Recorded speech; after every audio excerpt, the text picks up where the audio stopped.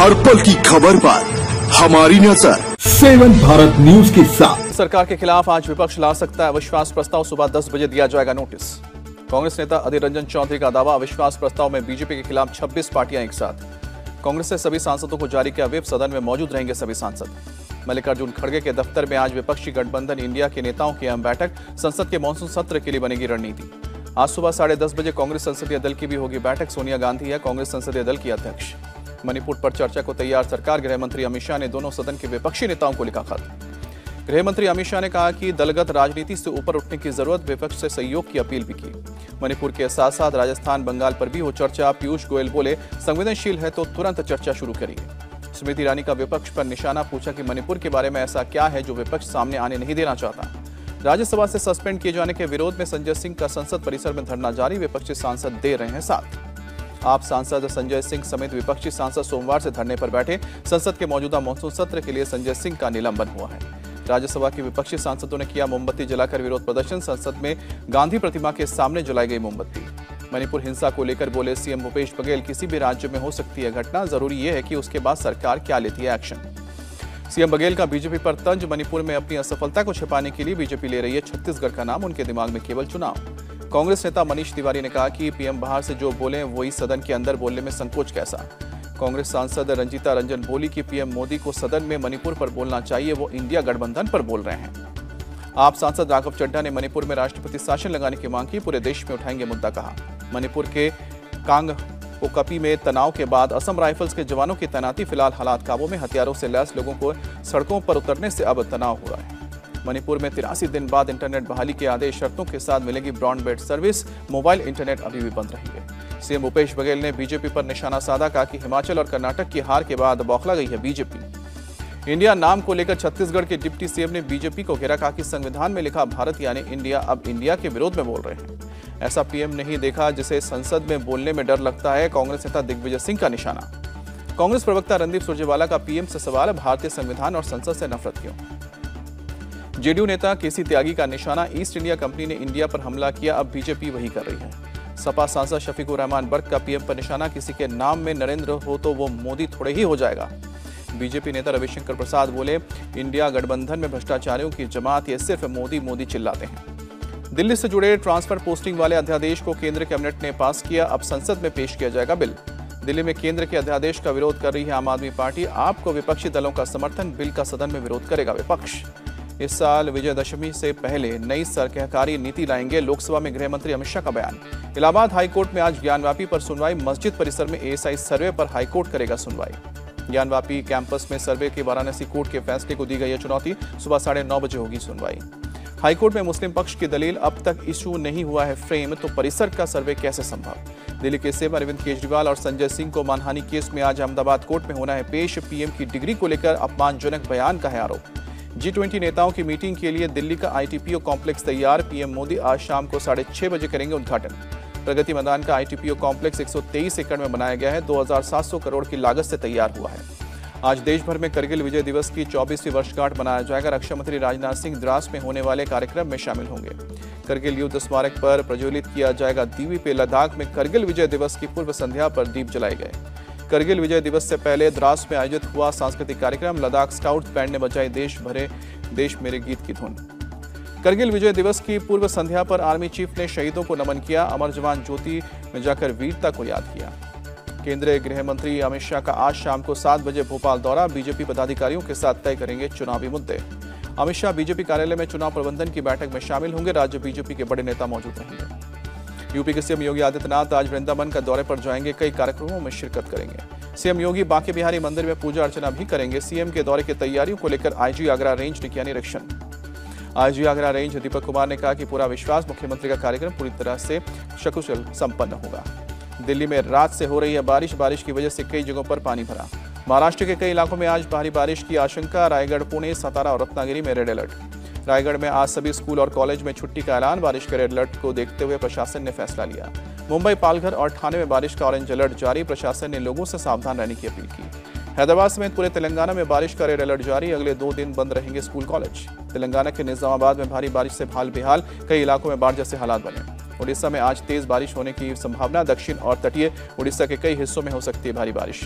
बारिश की वजह से निचले इलाकों में जलभराव का अनुमान। कई जगहों पर भूस्खलन होने की संभावना। मछुआरों को समुद्र में न जाने के निर्देश।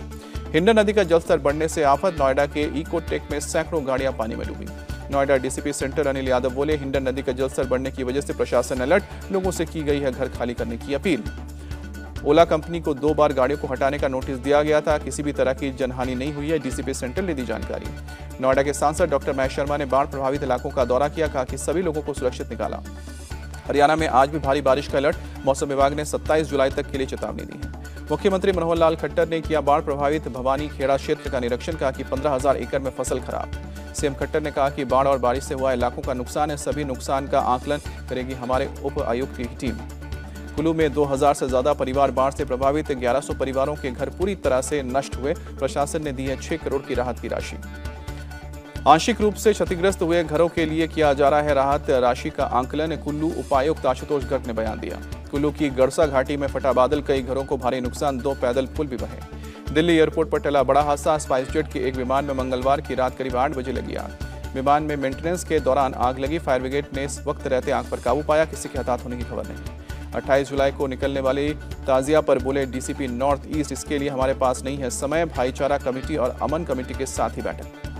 मुहर्रम की तैयारियों को लेकर अधिकारी करेंगे बैठक। ताजिया को लेकर आए हैं 62 आवेदन में से 10 अहम, 10 में से 4 बड़े ताजिया। ताजिया की ऊंचाई 10 फीट से कम रखने की अपील। डीसीपी नॉर्थ ईस्ट ने कहा है कि नॉर्थ ईस्ट दिल्ली में गलियां छोटी होने की वजह से की गई है अपील। यूपी के मुरादाबाद में हर्ष फायरिंग। कुछ लड़कों ने एक घर पर की फायरिंग, फेंके हथगोले। गोविंद नगर अंडरपास के आसपास का वीडियो मामले में 3 लोगों को किया गया गिरफ्तार। 2 तमंचे, 4 देसी बम बरामद। मेघालय में सीएम ऑफिस पर हुए हमले को लेकर डीजीपी ने की प्रेस कॉन्फ्रेंस। कहा कि हमला था पूर्व नियोजित, साजिशकर्ताओं को बख्शा नहीं जाएगा।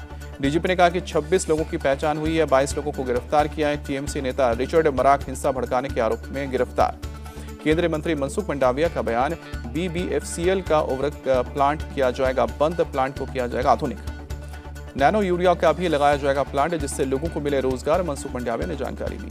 कोचिंग सेंटर के 3 छात्रों के सांप के काटने से मौत। उड़ीसा के क्योंझर जिले का मामला। क्योंझर के डीईओ पूर्णचंद्र सेठी ने कहा कि घटना की जांच के बाद की जाएगी कार्रवाई। ग्रीस में वायुसेना का एक फायर प्लेन हुआ हादसे का शिकार। जंगल की आग पर पानी डालते वक्त क्रैश हुआ। एक टीवी चैनल के कैमरे में कैद हुई हादसे की तस्वीर। गिरते ही विमान में धमाके के साथ आग लगी। विमान में सवार 2 पायलट की मौके पर मौत। वायुसेना फिलहाल जंगल में चला रही है सर्च ऑपरेशन। दक्षिण अफ्रीका में 2 बसों की टक्कर में 77 लोग जख्मी हुए। 5 की हालत फिलहाल गंभीर। जोहानिसबर्ग यूनिवर्सिटी कैंपस के पास हुई टक्कर। एक बस में यूनिवर्सिटी के छात्र मौजूद थे। इटली के उत्तरी इलाके में तेज हवा और बारिश से मचाई तबाही। मिलान, वारिसे और ब्रेशिया में तूफान का दिखा कहर। मिलान में तेज हवा की वजह से कई पेड़ उखड़े। एक युवक की मौत, कई गाड़ी को नुकसान। उत्तरी अल्जीरिया में जंगल की आग का कहर। अब तक 34 लोगों की मौत। सेना के मुताबिक जंगल की आग में 10 सैनिकों की जान गई है। रात और बचाव के दौरान आग में फंसे। G20 अध्यक्षता पर सरकार जारी करेगी 100 और 75 रुपए के 2 स्मारक सिक्के। सरकार ने जारी किया गैजेट नोटिफिकेशन। सिक्के के केंद्र में अशोक स्तंभ होगा, जबकि पिछले हिस्से में सत्यमेव जयते लिखा होगा। बाईं तरफ भारत और दाईं तरफ इंडिया लिखा होगा। स्मारक सिक्के की ऊपरी परिधि पर हिंदी में वसुदेव कुटुंबकम लिखा जाएगा, जबकि निचली परिधि पर अंग्रेजी में 1 अर्थ 1 फैमिली 1 फ्यूचर लिखा होगा। टीम इंडिया का अगले साल तक पूरा शेड्यूल जारी। सितंबर से मार्च के बीच 16 इंटरनेशनल मुकाबले खेलेगी। सितंबर में ऑस्ट्रेलिया से 3 वनडे खेलेगा भारत। वर्ल्ड कप की तैयारी के लिहाज से अहम मुकाबला। इंग्लैंड के साथ जनवरी में 5 टेस्ट मैच खेलेगा भारत। अफगानिस्तान के साथ 3 T20 मुकाबले। भारत के खिलाफ 3 मैचों की वनडे सीरीज के लिए वेस्टइंडीज की टीम का ऐलान। शाई हॉप के हाथ में होगी टीम की कमान। हेटमायर और ओशन थॉमस की वेस्टइंडीज की टीम में हुई वापसी। 2 साल में अपना पहला वनडे खेलेंगे शिमॉन हेटमायर। भारत वेस्टइंडीज के बीच पहला वनडे 27 जुलाई को किंगस्टन ओवल मैदान में खेला जाएगा। इस मैदान पर टीम इंडिया को 3 मैचों में से 1 में मिली है हार। आयरलैंड के खिलाफ भारतीय सिलेक्टर से चुनेंगे टीम। अगले हफ्ते हो सकता है अनाउंसमेंट। आईसीसी में विमेंस वनडे रैंकिंग जारी। बल्लेबाजी रैंकिंग में भारत की स्मृति मंधाना 6ठे स्थान पर पहुंची। 1 स्थान का फायदा हुआ। कैप्टन हरमनप्रीत कौर को 2 स्थान फिसलकर 8वें स्थान पर पहुंचना पड़ा। गेंदबाजों की लिस्ट में दीप्ति शर्मा 9 और राजेश्वरी गायकवाड़ को 10 स्थान पर बरकरार। भारत महिला टीम की कैप्टन हरमनप्रीत कौर 2 मैच का बैन। बांग्लादेश के खिलाफ तीसरे वनडे के दौरान खराब व्यवहार की वजह से कार्रवाई हुई। जय भानुशाली और माहीविज की बेटी तारा का नमाज पढ़ता वीडियो वायरल हुआ। कैप्शन में लिखा शुक्रान। माहीविज ने तारा का मंदिर में पूजा करता वीडियो भी किया शेयर। लिखा कि एक मां के तौर पर मैं जानती हूं कि मैंने अपने बच्चे को क्या सिखा रही हूं। सनी देओल के बेटे राजवीर और पूनम ढिल्लों की बेटी पलोमा की डेब्यू फिल्म दोनों का टीजर रिलीज हुआ। देखिए इश्क की मासूमियत। हर पल की खबर पर हमारी नजर। 7 भारत न्यूज के साथ।